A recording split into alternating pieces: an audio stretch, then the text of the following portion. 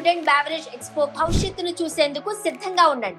June 4 నుంచి 6 వరకు విజయవాడలోని ఎస్ఎస్ కన్వెన్షన్ సెంటర్ లో జరుగుతున్న భారీ ఫుడ్ అండ్ బెవరేజ్ ఎక్స్పోకి తప్పకుండా రండి. Manufacturers, distributors, restaurant owners, hotel professionals, chefs, startup founders మరియు ఇన్వెస్టర్స్ కోసం కొత్త ప్రొడక్ట్స్, బిజినెస్ పార్ట్నర్షిప్స్ మరియు ఫ్యూచర్ ఫుడ్ సొల్యూషన్స్ తెలుసుకునే అద్భుత అవకాశం. ఇప్పుడే రిజిస్టర్ చేసుకోండి. నమస్తే, వెల్కమ్ టు రియాలిటీ చెక్. ప్రస్తుతం మనతో పాటు ఉన్నారు అడ్వకేట్ రజనీ గారు. నమస్తే అండి. నమస్తే అండి. మ్యామ్, ప్రస్తుతానికి 2 తెలుగు రాష్ట్రాలలోనూ ప్రొఫెసర్ నాగేశ్వరరావు గారి వ్యాఖ్యలకి సంబంధించి ఏపీలో తీసుకుంటున్న కీలకమైన నిర్ణయాలకు సంబంధించి డిస్కస్ చేస్తున్నారు. ఈరోజు ఆయన ఒక మీడియా ఛానల్లో ఉన్న సందర్భంగా ఒక 60 మంది పోలీసులు ఆఫీస్ దగ్గరకు వచ్చారు. ఆయనకు నోటీస్ ఇవ్వడానికి 60 మంది పోలీసులు ఏపీ నుంచి వచ్చారు అని చెప్తూ ఉన్నారు. ఫస్ట్ ఆఫ్ ఆల్ ఏం చెప్తారు? నాగేశ్వరరావు గారు అంత పెద్ద తప్పు చేశారా? అనకూడని మాటలు అన్నారా? ఏమంటారు మీరు? నమస్తే అండి.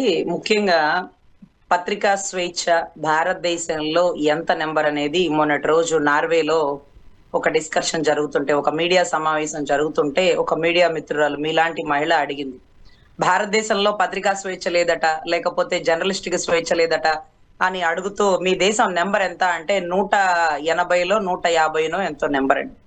నార్వే మొదటి స్థానంలో ఉంది. అంటే ఏ వ్యక్తినైనా ప్రశ్నించే హక్కు జర్నలిస్ట్ కి లేకపోతే ఒక విశ్లేషకుడికి ఉంది. అందులోనూ ఆయన ఒక 10 టీవీలో ఒక పెద్ద మీడియా విభాగంలో కూడా వర్క్ చేసిన వ్యక్తి, ఇండిపెండెంట్ గా తనని తాను నిరూపించుకున్నటువంటి వ్యక్తి, ఏ పార్టీ సహాయం లేకుండా, ఏ రూపాయి ఖర్చు పెట్టకుండా, ఏ నాయకులు వెనకాల లేకుండా, ఏ సామాజిక వర్గం వాడకుండా ఒక నిబద్ధతతో గెలిచినటువంటి ఒక నాయకుడనే చెప్పాలి.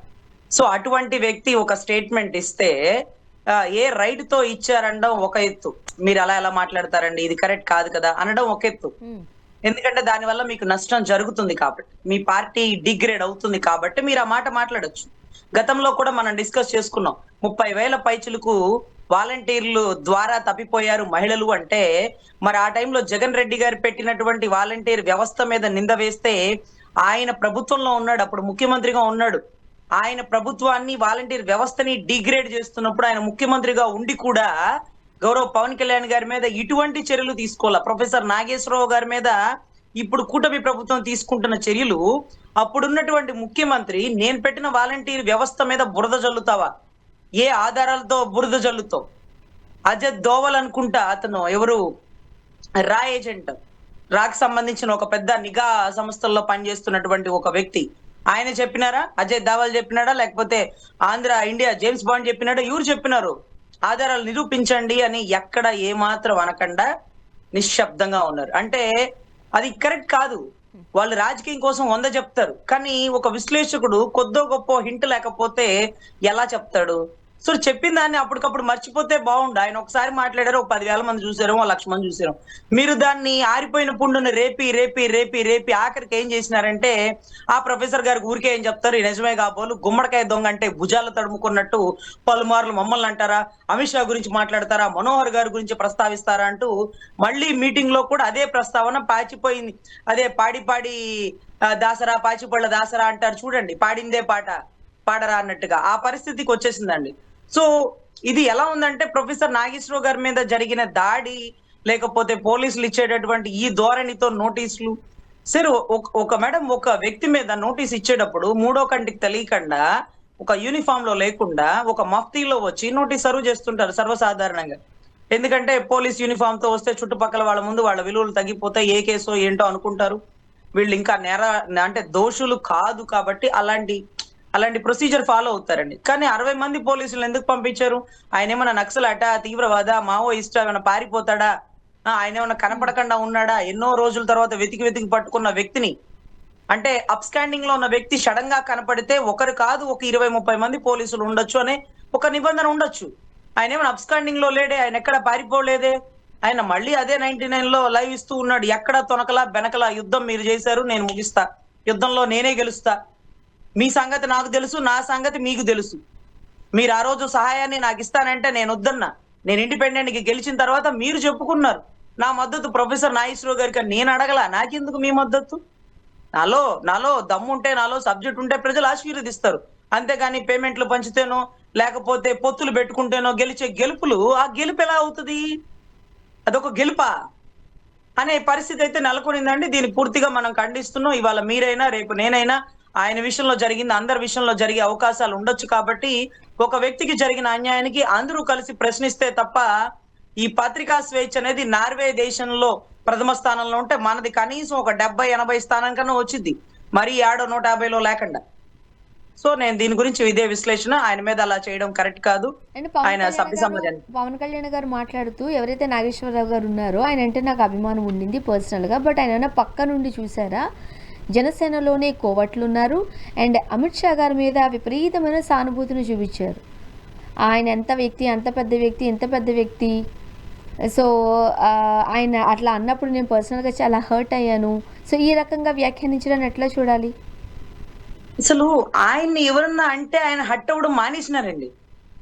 ఆయన అమిత్ షా గారిని అంటే ఆయన హట్ అవుతున్నారు.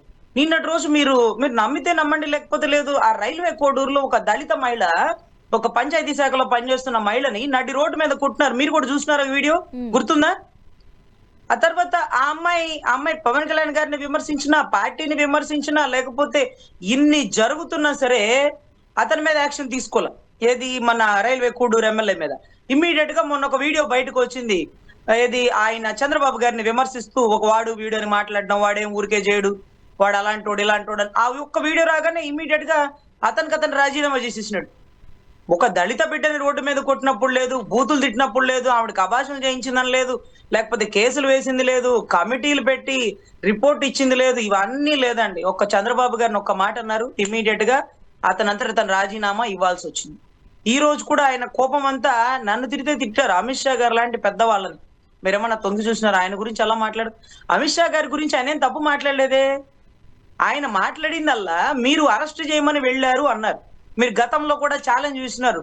చూడు జగన్, నేను గనక గెలిస్తే కేంద్రంతో చెప్పి నిన్ను తిప్పిస్తాను, లేకపోతే కేంద్రంతో చెప్పి నేను ఆట ఆడిస్తాను, ఇలాంటి స్టేట్మెంట్లు పబ్లిక్ గా ఆయన ఇచ్చినవే. ఇవాళ రోజు చెప్తున్నారు నాకేం పని అరెస్ట్ చేయమనడానికి, న్యాయస్థానాలు ఉన్నాయి, వాటి పని వాడు చేసుకుంటుంది అన్నారు. మరి న్యాయస్థానాలు ఉన్నప్పుడు వివేకానంద రెడ్డి గారి మర్డర్ కేసులో న్యాయస్థానాలు వాటి పని వాడు చేసుకుంటాయిగా. మరి మీరెందుకు గొడ్డలతో చంపినామని మీరు ఎలా మాట్లాడతారు? మీకేం తెలుసని మాట్లాడతారు? మీరు ఆ రోజు ఏమన్నా వివేకానంద రెడ్డి గారి ఇంట్లో తొంగి చూసినారా? మనకు తెలియదు కదా. సిబిఐ చెప్పిందే మీరు చెప్పినా, నేను చెప్పినా. మరి ఈ రోజు మీరు గొడ్డలి పదాన్ని ఎందుకు వాడుతున్నారు? మీరు చూసినారా? ఇంతవరకు గొడ్డలే కనపడలా. ఇంతవరకు ఇంత పెద్ద పోలీస్ యంత్రాంగం, సిబిఐ, సిట్టు ఇంతవరకు ఏ గొడ్డలతో దాడి చేసినానని ఆ దస్తగిరి చెప్పిన ఆ గొడ్డలు ఇంతవరకు పట్టుకోవడం చేతకాల. సో ఇవన్నీ కూడా మనమేమి ఆ గదుల్లో ఉండి చూసింది కాదు. మరి ఎలా మాట్లాడతాం? విశ్లేషణ. మీరు రాజకీయాల్లో ఉండి వారాహి పైకెక్కి మీ ఇష్టం వచ్చినట్టు మీరు మాట్లాడేయచ్చు. ఏం జగన్ ఏమో తల ఇలా గోడకేసి గుద్దుకున్నావేమో ఎవరు తెలుసు అని మీరు మాట్లాడేయచ్చు. ఏమో మరి రాహుల్ గాంధీ బ్రహ్మచారి, పెళ్లి కాలేదు, బ్రహ్మచారి అయితే నేను చెప్పను అన్నారు. మరి వాళ్ళ గదిలో ఉండి మనం ఏమన్నా తొంగి చూసినామా అతను బ్రహ్మచారి అవునా కాదని చెప్పడానికి? మరి అదెలా మాట్లాడినారు? 30,000 పైచులకు ఆడబిడ్డలు తప్పిపోయారని చెప్పారు. అజయ్ దేవల్ గారు మీకు ఏమైనా చెప్పినారా? మరి ఎవరు చెప్పినారు? రా ఏజెంట్ చెప్పినారా? మరి దానికి ఆధారాలు ఉండాలి కదా. మీరు అలా అయితే అవాకులు చవాకులు మీరు మాట్లాడేయచ్చు. ఒక స్థాయిలో ఉన్న వ్యక్తి కొద్ది గొప్ప ఆధారాలు లేకుండా అలాంటి వ్యక్తి మాట్లాడితే ఈ రోజు 60 మంది పోలీసులు, అప్పుడున్న ప్రభుత్వం ఇంత స్ట్రిక్ట్ గా లేకపోబట్టి కర్నూలులో కవాతులు చేసి ఒక ఆడబిడ్డకు జరిగిన అన్యాయానికి ప్రభుత్వాన్ని మనం నిలదీయగలిగినాం. అమరావతిలో అన్ని రోజులు ఉద్యమాలు చేసుకున్నాము.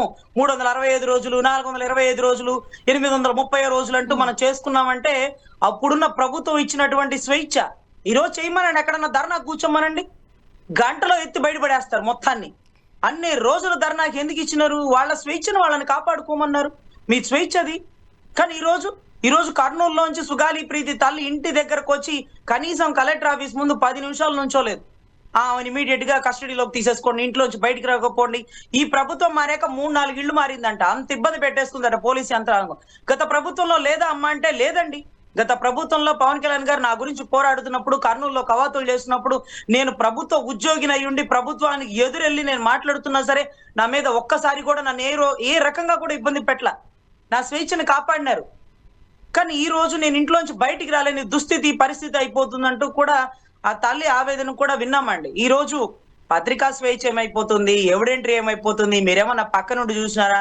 అమిత్ షా గారిని అంటే బాధ. అంటే ఇప్పుడు ఒక రాష్ట్రంలో ఒక వ్యాఖ్యలు చేస్తుంటుంటే పక్క రాష్ట్రాలలో ఉన్న వాళ్ళకి సంబంధించిన మనోభావాలు దెబ్బతింటున్నాయి. ఇక్కడ పోలీసులు 60 మంది పోలీసులను తీసుకొచ్చారు అరెస్ట్ చేయడం కోసం కూడా కాదు, నోటీసులు ఇవ్వడానికి అని చెప్తున్నారు. మరి నోటీసులు ఇవ్వడానికి 60 మంది ఎందుకు? ఇదొక మాట. ఇప్పుడు ఇలాంటి కేసులు యాజ్ ఏ లాయర్గా మీరు చెప్పండి, మనోభావాలు దెబ్బతింటే ఇలాంటి కేసులకు సంబంధించి ఏమైనా చెల్లుబాటు అవుతాయా న్యాయస్థానాలలో? అసలు అలా అయితే గొడ్డలి పార్టీ అనగానే వైసీపీ వాళ్ళందరూ ఎంతమంది 40% ఓటింగ్ ఉందో అంతమంది కూడా ఇమీడియట్ గా వాళ్ళ దగ్గరలో ఉండేటటువంటి పోలీస్ స్టేషన్ లో కంప్లైంట్ ఇవ్వచ్చు. అంటే మనోభావాలు దెబ్బతింటే ఇలా కంప్లైంట్ ఇవ్వచ్చా అని మీరు అడుగుతున్నారు కాబట్టి అలా ఇవ్వచ్చేయచ్చు. అదే రకంగా వాలంటీర్ వ్యవస్థలో ఎంతమంది మహిళా ఉద్యోగస్తులు ఉన్నారో, మేము దేశ విదేశాలకి 30,000 పైచులకు ఆడబిడ్డలు దేశాలు దాటించడానికి మా వల్ల సాధ్యమైందా? మేం చేసినామా? ఏ ఆధారాలతో మాట్లాడారని ఎంతో బాధతో మహిళలు వారి దగ్గర ఉండే పోలీస్ స్టేషన్ లో కంప్లైంట్లు నమోదే చేయొచ్చు. అదే కదా వారి మనోభావాలు దెబ్బతిన్నాయి అంటూ గతంలో విజయవాడలో రంగవల్లి గారు కోర్టులో నమోదు చేసినారు. ఇకపైన అలా అక్కర్లా. అందుకే జగన్ గారు చెప్తారు, ఏది వితితే అదే మొలకొస్తుంది, మీరు ఏం చేస్తే దానికి రెట్టింపు మేము చేస్తామంటూ ఆయన స్టేట్మెంట్లు ఇచ్చే కారణం అదేనండి. ఈ రోజు ప్రొఫెసర్ నాగేశ్వరరావు గారు మాట్లాడిన మాటకి మా మనోభావాలు దెబ్బతిన్నాయి అంటూ తెలంగాణ ఒక ఛానల్ కి 60 మంది పోలీసుల్ని ఆంధ్రప్రదేశ్ రాష్ట్రం పంపించింది అంటే, మరి ఇక రేపటి నుంచి చూడండి ఇక వాలంటీర్ వ్యవస్థలో ఎంతమంది మహిళలతో అన్ని పోలీస్ స్టేషన్లో, అన్ని మండలాల్లో, అన్ని గ్రామాలలో కేసులు నమోదవుతాయి. దానికి వాళ్ళ మనోభావాలు దెబ్బతిన్నాయి. పవన్ కళ్యాణ్ గారు ఏ ఆధారాలతో మీరు అలా మాట్లాడారంటూ వాళ్ళు కూడా నిలదీస్తున్నారు. ఆధారాలు తీసుకురమ్మంటున్నారు, రా ఏజెంట్ ని అడగమంటున్నారు. నిఘా సమాచారాలు, ఆపరేషన్ సింధూర్ లాంటివి ఆపరేట్ చేసినటువంటి నిఘా సమాచారాలు వాళ్ళ ఇంట్లోంచి బయటకు వెళ్ళేటప్పుడు వాళ్ళ కుటుంబ సభ్యులకే చెప్పరు. వాళ్ళు ఏ ఆపరేషన్ చేస్తున్నారో ఆ పక్కనుండే యంత్రాంగానికి కూడా చెప్పరు. అటువంటిది నిఘా సమాచారాలు ఆయన అప్పుడు ఒక క్యాడర్ లో కూడా లేరు. ఆయనకి కేంద్రంతో సత్సంబంధాలు ఉండవచ్చు. బహుశా అమిత్ షా గారు పొగడొచ్చు, మోడీ గారు అంది హై తుఫానీ అనొచ్చు, వాళ్ళని ఢిల్లీకి పిలిపించవచ్చు, ఒక కప్పు కాఫీ ఇవ్వచ్చు, అవసరమైతే ఆయనకి ప్రోటోకాల్ ప్రొటెక్షన్ పెంచొచ్చు. కానీ నిఘా సమాచారాలు ఆ రాష్ట్ర ముఖ్యమంత్రికి కూడా రిలీజ్ చేయవండి. ఒక స్టేట్మెంట్ ఇస్తే మీ రాష్ట్రంలో ఇంత క్రైమ్ రేట్ ఉంది, మీ రాష్ట్రంలో ఇంత అత్యాచారాలు జరుగుతున్నాయి, మీ రాష్ట్రంలో ఇంత మర్డర్లు జరుగుతున్నాయి, ఒక స్టేట్మెంట్. అంతేకాని హోమ్ మినిస్టర్ కి, సెంట్రల్ హోమ్ మినిస్టర్ కి సంబంధం ఉండే విషయాలలో ఆంధ్ర రాష్ట్రంలో 2 చోట్ల ఓడిపోయిన వ్యక్తికి, ఒక పార్టీ ప్రెసిడెంట్ కి ఎంత సత్సంబంధాలు కలిగి ఉన్నప్పటికీ ఆ సమాచారం చెప్పవు. అయినా మా మీద ఎలా నిందేస్తారు, ఏ ఆధారాలతో నిందేస్తారు అంటూ వాలంటీర్లు అందరూ తిరగబడితే, అన్ని స్టేషన్లో కేసులు నమోదు చేస్తే వాళ్ళ మనోభావాలు దెబ్బతిన్నాయి అంటే తీసుకునే పరిస్థితిలో ఈ ఆంధ్ర రాష్ట్ర కూటమి ఉందా? ఇదే కదా పత్రికా స్వేచ్ఛని హరించడం అంటూ నార్వేలో మోడీ గారిని ఒక మహిళా రిపోర్టర్ అడిగింది. నార్వే మొదటి స్థానంలో ఉంది పత్రికా స్వేచ్ఛలో. 180 దేశాల్లో ఆంధ్ర రాష్ట్రం 150వ స్థానంలో, 158వ స్థానంలో ఉంది. ఇదే పత్రికా స్వేచ్ఛ అంటున్నారు. రేపటి రోజు అందరూ కేసులు పెట్టేస్తారు. మా నాయకుని గొడ్డల పార్టీ అన్నారు కదా, మీరేమన్నా ఆ గదిలో ఉండి చూసారా? బాత్రూమ్ లో హత్య జరిగింది కదా, మీరేమన్నా బాత్రూమ్ లో తొంగి చూసినారా? మీరు ఎలా మాట్లాడతారు? గొడ్డలితో మా నాయకుడు నరికినాడని సిబిఐ కూడా తేల్చి చెప్పని దాన్ని మీరు ఎలా చెప్తారు అంటూ వాళ్ళ మనోభావాలు కూడా దెబ్బతిని మండలాల్లో, గ్రామాల్లో అన్ని చోట్ల కేసులు నమోదవుతాయి. 60 పోలీసులు వెళ్తారా, 160 మంది వెళ్తారా, మీరే డిసైడ్ అవ్వండి. నిన్న మొన్నటి రోజు మీరు చూసినారు, బందర్లో ఒక కన్స్ట్రక్షన్ పడగొట్టడానికి ఏ కోర్టు నోటీసులు ఉన్నాయని పడగొడతారు, ఏ కమిషనర్ కి అధికారం ఉందని పడగొడతారు. అసలు సివిల్ కేసులో 20 ఏళ్ల నుంచి తేలక కోర్టులో పడి ఏడుస్తుంటే 200 మంది పోలీసు యంత్రాంగం ఒక ఇంటి చుట్టుముట్టి ఆ ఇంటిని పగలు కొడుతుంటే అదేమన్నా టెర్రరిస్ట్ హౌసా? మనకేంటి దాంట్లో అంత అత్యుత్సాహం? ఎవరు చెప్తే చేస్తున్నాము? ఇదేం కర్మ? అది కూడా జనసేన కార్యకర్తకు సంబంధించిన ఇల్లే, జనసేన కార్యకర్త ఇల్లు. బట్ దాని గురించి పోరాడింది అతనెవరు, పేర్ని నాని గారి కొడుకు కిట్టు అట. ఆ పూర్తి పేరు కూడా నాకు తెలియదు. ఆ కిట్టు అని అతను మాట్లాడాడు. దాని తర్వాత పేరు నాని గారు మాట్లాడారు. నాకు అర్థం వల్ల అతను ఆ ఇల్లు పడుకుంటున్న అతను నాకు ఫోన్ చేసినారు, ఆ కాగితాలు పెట్టినారు. నేను అనుకున్నా ఇతను వైసీపీ ఏమో అనుకున్నా. తర్వాత చూస్తే మేడం నేను జనసేన మేడం అన్నాడు. ఒరే నువ్వు జనసేన అయితే ఆ ఇన్ఛార్జ్ అడుగురా అంటే వాళ్ళు ఏం మాట్లాడట్లేదు మేడం అన్నారు. అప్పటికి ఆయన బాలశౌరి గారు అండి, గతంలో వైసీపీ ఉంటే పోటీ చేసినారు, ఇప్పుడు జనసేన నుంచి పోటీ చేసినారు. ఏ ప్రభుత్వాలు మారిన ఆయన గెలుస్తున్నాడంటే అక్కడ ఉండే జన సమూహం ఆయన మీద పెట్టుకున్న నమ్మకం. ఈ రోజు వాళ్ళ అధినాయకుడు సిగ్నల్ ఇవ్వలేదు కదా అని ఆయన మాట్లాడకపోతే రేపు ఓట్లేసేవాళ్ళు వెయ్యరు అని ఆయన గ్రహించి ఆయన ఇప్పుడు కళ్ళు తెరిచినారు. జనసేన పార్టీ మొత్తంలో ఒక నాయకుడు కళ్ళు తెరిచి మొట్టమొదటిగా బయటకు వచ్చి కనీసం పవన్ కళ్యాణ్ గారి పార్టీ లెటర్ రిలీజ్ చేయలేదండి. అలా పడగొట్టడం కరెక్ట్ కాదు, ఒక జనసేన ఇంటి మీద దాడిని ఖండిస్తున్నాం, అది కూటమిలో ఉన్నప్పటికీ టీడీపీని వ్యతిరేకిస్తున్నాం. ఆయన అక్కడ ఉండే వ్యక్తి ఎవరైతే మినిస్టర్ ఉన్నారు కదా, బీసీ మినిస్టర్ అనుకుంటా ఆయన, సో కొల్లు రవీంద్ర గారు, ఆయన ఆధ్వర్యంలో జరిగింది. మినిస్టర్ గారు వాళ్ళు చెప్తే వచ్చారు. ఈ రోజుకి ఒక్క అనాథరైజ్డ్ కన్స్ట్రక్షన్, గవర్నమెంట్ భూమిలో కట్టిన కన్స్ట్రక్షన్ ఇంతవరకు పడగొట్టలేని పరిస్థితి అండి. అలాంటి సివిల్ వివాదాల్లో పోలీసులు, కమిషనర్లు కోర్టు ఆర్డర్ రాకుండా ఏ కాగితంతో పడగొట్టారని అడుగుతుంటే నోరు ఒక్కళ్ళన్నా తెలిసినారండి. మేము ఎంత ఎదురు చూసినామండి, ఒక్కడన్నా ప్రశ్నిస్తాడేమో జన సైనికుడు, ఒక నిబంధత గల నాయకుడు అనుకుంటే ఇన్నాళ్ళకి ఇన్ని రోజుల తర్వాత ఒక అతను బయటకు వచ్చి మాట్లాడుతుంటే ఇంకా ఉంది, జనసేన ఇంకా బతికే ఉంది అని ఒక వ్యక్తి నిరూపించిన దౌర్భాగ్య పరిస్థితి.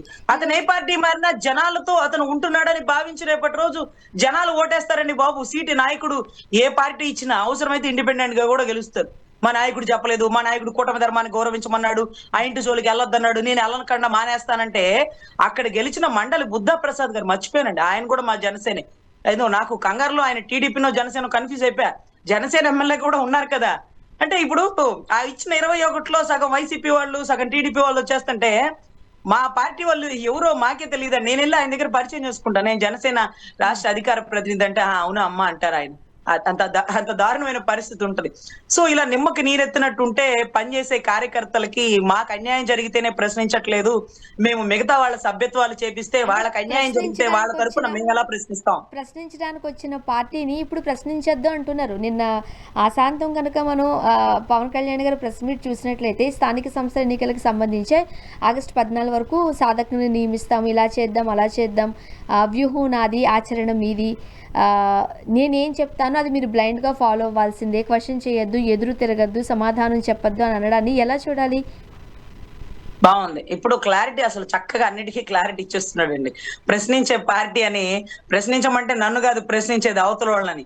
తప్పు చేస్తే నన్నైనా ప్రశ్నించండి, నా కాళ్ళైనా పట్టుకోండి, తప్పు చేస్తే పవన్ కళ్యాణ్ తల కూడా తెగిసిపడే చట్టాలు రావాలని అసెంబ్లీ సాక్షిగా చెప్పిన మనిషి ఈ రోజు నన్ను ప్రశ్నించొద్దు, ఏం చేయాలో నాకు తెలుసు, అంతా నాకే తెలుసు అంటే ఇంకేం మాట్లాడతామండి? ఇప్పుడు ఆయన అడుగుతుంది ఏంటంటే గెలిచే స్థానాల్లో ఏవైతే ఉన్నాయో అవి ఎంపిక చేసుకోండి, దాంట్లో కూడా నేను చెప్పిన వాళ్ళకే సీట్లు, మీకు సామాజిక వర్గం ఉందని, గతంలో గెలిచినాడని, గతంలో ఇతనికి ఇంత ఓటింగ్ పడిందని, ఈసారి కూడా అవకాశం ఇవ్వాలని. అంటే గతంలో వైసీపీకి ఎదురెళ్ళి గెలిచిన చరిత్రే లేదండి. అందరూ టీడీపీ వాళ్ళైతే ఇళ్లలోంచి బయటికి రాలా, ₹1 కూడా దండగ చేసుకోవాలా.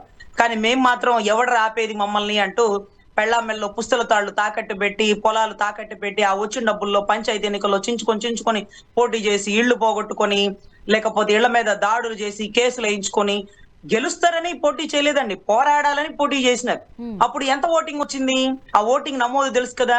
ఇప్పుడు ఆ వ్యక్తికి టికెట్ ఇస్తారంటే మీరు అప్పుడు గెలవలేదుగా, నేను ఇవ్వనంటే. అరే గెలిచేదేందా బాబు, అంత ఓటింగ్ తెచ్చుకున్నాడు వైసీపీకి ఎదురుగా పోయి. ఆ టైంలో వైసీపీకి ఎదురుగా పోయిన వాడే మొనగాడు, అంత మాత్రం ఓటింగ్ తెచ్చుకున్నాడు, పోటీ చేసినాడు. నువ్వు ఈ రోజు అవకాశం అంటే ఆ రోజు నువ్వు గెలవలేదుగా, ఆ రోజు వైసీపీ గెలిచింది, మీకు అక్కడ టికెట్ లేదు. ఇప్పుడు టీడీపీ ఇతను పోటీ చేస్తాడు, మీరు అతను పని చేయండి. ఎట్లా? అక్కడ సామాజిక వర్గం అంతా సపోజ్ అండి, సామాజిక వర్గం అంతా ఒక వ్యక్తిని అనుకుంటుంది అనుకోండి, అయినా సరే పవన్ కళ్యాణ్ గారు ఈ వ్యక్తినే మీరు టీడీపీ అభ్యర్థి, ఇతనే పోటీ చేయాలి, ఇతనికే మీరు సపోర్ట్ చేయాలి, ఇతనే మీరు గెలిపించాలంటే అక్కడ ఎంత సందిగ్ధమైన పరిస్థితి అవుతుందో చూడాలి. రాగల రోజుల్లో పంచాయతీ ఎన్నికలకే జరిగే గొడవలకి వైసీపీకి జనసేనకి పోయి టీడీపీకి జనసేనకి జరిగే అవకాశాలు ఎక్కువ ఉన్నాయి. ఎందుకంటే ప్రస్తుతానికి తమిళనాడుకి సంబంధించిన విషయాన్ని కూడా బయటకు తీస్తూ ఉన్నారు. ఏమంటున్నారు? అక్కడ రాజకీయ పరిస్థితులు వేరు, ఇక్కడ రాజకీయ పరిస్థితులు వేరు అని చెబుతూనే పార్టీ పెట్టిన 2 ఏళ్లలోనే 108 సీట్లను నెగ్గి సింగిల్ లార్జెస్ట్ పార్టీగా అవతరించిన పవన్ కళ్యాణ్ గారు అంటే పోటీ చేసిన తొలినాళ్లలో 2 స్థానాలలోనూ గెలవకపోవడం, ఇక ఎప్పటికీ ముఖ్యమంత్రి అయ్యే అవకాశం లేదు అనేది బహిరంగంగా తెలిసిపోవడం వల్ల ఒకలాంటి జలస్కి ఫీల్ అవుతున్నారా? అందువల్ల ఆ ఫ్రస్ట్రేషన్లో కొన్ని మాటలు వదిలేస్తున్నారా అనేది కూడా జన సైనికుల నుంచి వస్తున్న వ్యాఖ్యలే. మీరేమంటారు? అదే చాలా ఆశ్చర్యం అవుతుందండి. విజయ్ గారి గెలుపుని స్వాగతిస్తున్నాం అని అంటే ఒక మాట మనం ఎంత హుందాతత్వంగా ఉంటుంది, కటౌట్లు పెట్టుకొని గెలిచేసినాడంటే కటౌట్లు పెడితే గెలుస్తారా? అండ్ ఇంకొకటి గ్రామాల్లో, కూడా మండలాల్లో మన దగ్గర కులాలు, రాజకీయాలు, ప్రాంతీయ విభేదాలు ఇవన్నీ కూడా ఎన్నికల్లోకి తీసుకొస్తారు. అక్కడ అది లేదు అంటారు. కాకపోతే మీకు ఎలాగూ రాష్ట్రం అంటే ప్రేమ లేదు, కనీసం కులం చూసైనా ఓటేయండి అని పవన్ కళ్యాణ్ గానే అంటారు. మళ్ళీ బయటకు వచ్చిందో నాకు ఎలాంటి కులంతోనూ సంబంధం లేదు, నాకు అన్ని కులాలు సమానమే అంటారు పవన్ కళ్యాణ్ గారి. ఏ మాటను మనం తీసుకోవాలి, ఏ మాట మీద స్టాండప్ అవుతారని మనం అనుకోవాలి? అదే ఎవరికి అర్థం కాని పరిస్థితి అండి. ఒకప్పుడు నేనే సీఎం గా ఉండాలి 2019 అభ్యర్థి అన్నాడు. తర్వాత సీఎం ఇవాళ కాకపోతే రేపు అవుతాను, నా వ్యూహం నాకు ఉంది అన్నాడు. ఈ రోజు నాకు సీఎం అయ్యే ఉద్దేశం లేదు, నేను రాష్ట్ర అభివృద్ధి కోసం వచ్చానన్నాడు. కుల భావన మీకు ఎందుకు వస్తుంది, నాకు కులముద్ర ఎందుకు వేస్తారని ఆయనే అంటారు. తర్వాత కనీసం ఆంధ్ర వాళ్ళు ఏమయ్యా మీ ఆంధ్ర వాళ్ళు కుల భావన అన్న తెచ్చుకోండియా అని ఆయనే అంటారు. కులాన్ని పెద్దన్న పాత్ర పోషించండి ఆయనే అంటారు. ఈ రోజు అసలు విజయ్ గారి గెలుపుని ఆయన తృణప్రాయంలో తీసేసిన మాట ఏంటంటే, కటౌట్లు పెడితే తేలిగ్గా గెలిచేసినాడయ్యా. 15 ఏళ్ళ నుంచి నేను పోరాడుతుంటే నన్ను రోడ్డు మీద దేకిచ్చినారయ్యా. ఆ పదాలు ఏంటండి? అసలు ఒకటి ఓపెన్ గా మాట్లాడుకుందామండి. ఒక పార్టీ మీటింగ్ కి ఒక పార్టీ ప్రెసిడెంట్ లేకపోతే ఒక డిప్యూటీ సీఎం స్థాయి వ్యక్తి మీటింగ్ కి వచ్చేటప్పుడు ఏ యూనిఫామ్ తో వస్తారండి? ఏ డ్రెస్ తో వస్తారు? డ్రెస్ కోడ్ ఉంటది కదండి. ఆ డ్రెస్ కోడ్ ఏదో షూటింగ్ మధ్యలోంచి వచ్చేసినట్టుగా ఆయన ఏదో ఒక బ్లాక్ అండ్ బ్లాక్ వెనకాల ఏదో టోపీ లాంటి ఒక జర్కిన్ లాంటిది వేసుకొని ఆ పార్టీ మీటింగ్ లో మాట్లాడడం నేను ఇవాళ కూడా చూస్తున్నానండి. ఇది కరెక్ట్ కాదు. మనం ఆయన ఖండించడం కాదు, ఇది కరెక్ట్ కాదు. ఎందుకంటే ఇవాళ కూడా పర్యావరణకి సంబంధించి అంటే గోదావరి పుష్కరాలకు సంబంధించి ఇన్విజిలేషన్ లో కూడా ఆయన చుట్టూ ఉండే ఎమ్మెల్యేలు, ఇన్ఛార్జీలు, కలెక్టర్లు అందరూ ఒక డ్రెస్ కోడ్ తో వచ్చారు. కానీ గౌరవ డిప్యూటీ సీఎం గారు మాత్రం అదేదో పర్పుల్ కలర్ డ్రెస్ వేసుకున్నారు. మీ డ్రెస్ కలర్ ఏనండి, చక్కగా పర్పుల్ కలర్ డ్రెస్ వేసుకున్నారు. అదేంటి? అది మనం ఒక డిప్యూటీ సీఎం స్థాయిలో ఉన్నాం, ఖాదీ ఖద్దర్కి మనం బ్రాండ్ అంబాసిడరు. ఎప్పుడు కూడా మనం ఒక డ్రెస్ కోడ్ మెయింటైన్ చేయాలండి. ఇప్పుడు మీ చుట్టూ నిన్న పార్టీ మీటింగ్ జరిగింది, అందరూ వైట్ అండ్ వైట్ తో వచ్చారు. మీరు స్టేజ్ మీద ఏదో బ్లాక్ జర్కిన్ తో మీరు మాట్లాడేస్తున్నారు. నేను ఫస్ట్ మిమ్మల్ని చూడగానే అనుకున్నా, అరే అన్నకు ఆ చుట్టుపక్కల ఉన్న వాళ్ళు, sir uniform white and white తో ఉంటే బాగుంటది సార్, పార్టీ మీటింగ్ కదా లేకపోతే అని చెప్పుండాలి కదా. ఎవరు ఎందుకు చెప్పట్లేదు? మిమ్మల్ని ఖండించే ధైర్యం లేదా? లేకపోతే మీకు ఇది తప్పు అని చెప్పే సాహసం ఎవరు చేయలేరా? నేను కూడా మిమ్మల్ని ఖండించడం అని కాదు, అది డ్రెస్ కోడ్. మేము ఆ కోర్టుకు వెళ్ళేటప్పుడు మేము ఎప్పుడు బ్లాక్ అండ్ వైట్ లోనే వెళ్తాం. ఎరుపు, బులుగు, ఆకుపచ్చులు, పిచ్చి పిచ్చి డ్రెస్సులు వేసుకెళ్ళాం. కానీ అలా వేసుకెళ్ళకూడదు అనేది రూల్ ఉండదు. జిల్లా కోర్టులకు అందరూ అలాగే వెళ్ళిపోతారు, కానీ హైకోర్టుకు ఒక డిసిప్లైన్ గా వస్తారు. అదొక రూలు. అసెంబ్లీకైనా, పార్టీ మీటింగ్లకైనా, బయట ఎంక్వైరీకైనా. మీరు సినిమాల్లో మీరు అందంగా ఉండొచ్చు, సినిమాల్లో మీ ఇష్టం వచ్చిన డ్రెస్లు వేసుకోవచ్చు. షూటింగ్ మధ్యలో మీరు ఎలా అయినా వచ్చి ఎవరితోనైనా కూర్చొని గ్రూప్ మీటింగ్స్ మాట్లాడుకోవచ్చు. మీరు ఎప్పుడైతే కెమెరాని ఫేస్ అవుతారో యు మస్ట్ బి దేర్. మీరు ఇలాగే ఉండాలి. సో అది నాకు పూర్తిగా ఖండించదగిందండి.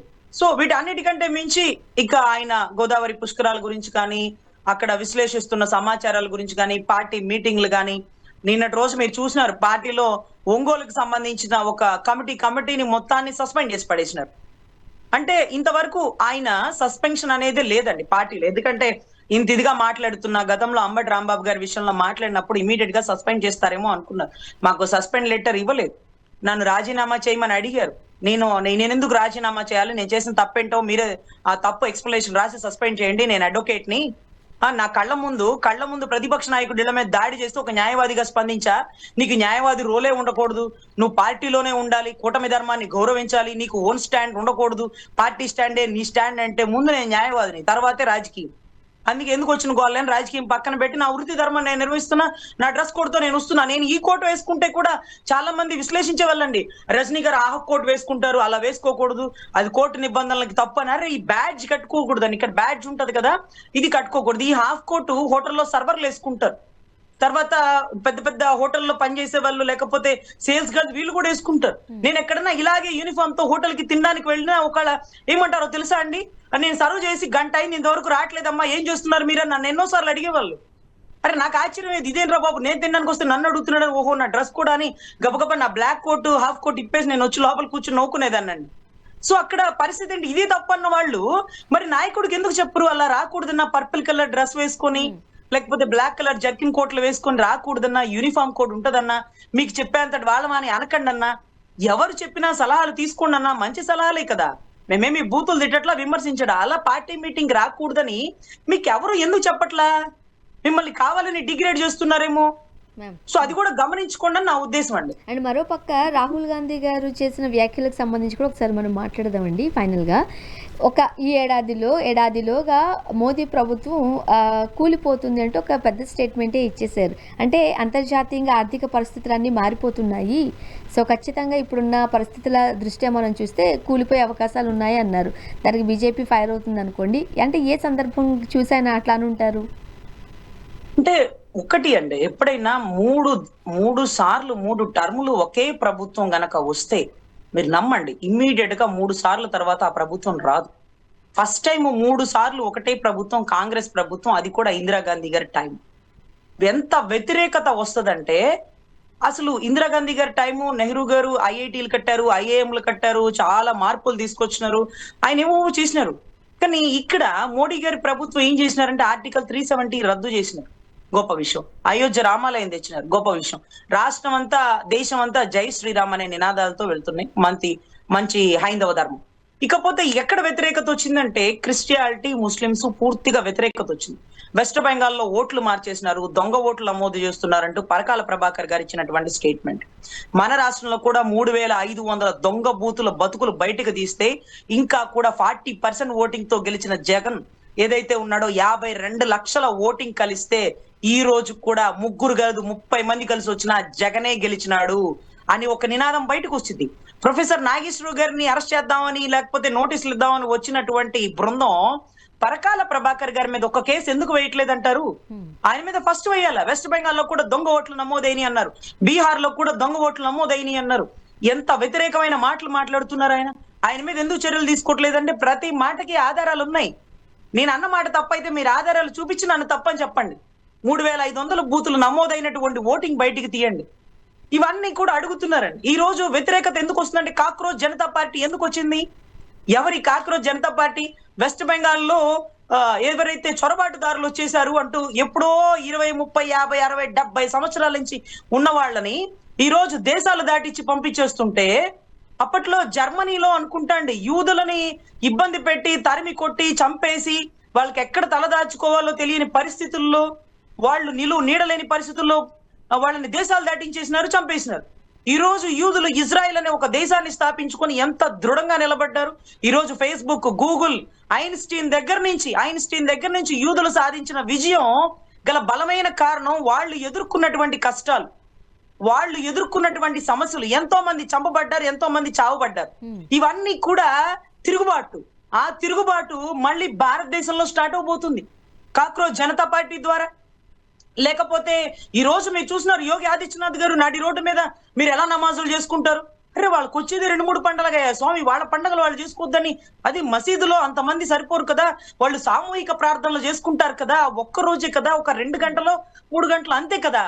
దానికి కూడా పర్మిషన్ ఇవ్వనంటే మరి వినాయకుడు నిమజ్జనాలు, లేకపోతే దసరా మహోత్సవాలు, లేకపోతే రోడ్డు మీద పోలేరమ్మ జాతరలు, లేకపోతే డీజేలు, ఇవన్నీ కూడా మనం ఎక్కడ చేసుకున్నాం? మన ఇళ్లలోనా? మనం కూడా రోడ్ల మీద చేసుకుంటున్నాం. మనకో చట్టం, వాళ్ళకో చట్టమా? మనతో పాటే పుట్టినారు, మనతో పాటే పెరిగినారు. దేశ విభజన తర్వాత వాళ్ళు మన భారతదేశంలోనే ఉన్నవాళ్ళు కదా. సో ఈ వ్యతిరేకత క్రిస్టియానిటీని హతమార్చేస్తాను, క్రిస్టియానిటీలో అందరు మారిపోతున్నారంటే నువ్వు దృఢంగా ఉండవయ్యా. అవతలను మారిస్తే నువ్వెందుకు మారుతావు? నాకు వెంకటేశ్వర స్వామి అంటే భక్తి. రోజు మా ఇంట్లో ఎన్నిసార్లు మా పని వాళ్ళు తిరిగినా, ఇంకొకళ్ళు తిరిగినా, బైబుల్ పట్టుకున్నా నేను మారనే. అదేంది నీలో స్ట్రాంగ్నెస్ లేకుండా అవతల వాడు మార్చేస్తాడని నువ్వు భయపడి వాళ్ళని దేశాలు దాటించి వాళ్ళని బలవంతంగా హిందూ ధర్మంలోకి తీసుకురావడం ఇది ఎంతవరకు కరెక్ట్? సో ఇక్కడ ఒకటేనండి, ఇక్కడ ఏదైతే కాంగ్రెస్ కి ఫేవర్ ఒక తెలుసు మీకు, రాహుల్ గాంధీ గారు ఆయన మాట అనడానికి గల బలమైన కారణం ఏంటంటే ఇందిరమ్మ గవర్నమెంట్ మూడు టర్మ్స్ వచ్చాక ఎలా అయితే పడిపోయిందో 100% దేశం మొత్తం కూడా మోడీ గారి ప్రభుత్వంలో అన్ని రాష్ట్రాలు వచ్చినప్పటికీ మార్పు బిగిన్ అవుతుంది, ప్రజల్లో చైతన్యం వస్తుంది. క్రిస్టియానిటీ, ముస్లిం ఓట్లలో తిరుగుబాటు వచ్చేసింది. వాళ్ళు మోడీ గారి ప్రభుత్వాన్ని పూర్తిగా వ్యతిరేకిస్తున్నారు కాబట్టి ఏమన్నా జరిగే అవకాశాలు ఉండొచ్చేమో అనేటటువంటి ఒక ఆలోచన ఎవరికైనా రావచ్చండి, అది మీకైనా నాకైనా. చూద్దామండి. Thank you so much Rajani గారు, మీ అభిప్రాయాలు పంచుకున్నారు. Thank you very much. ఇది వాళ్ళ రియాలిటీ చెక్. Stay tune.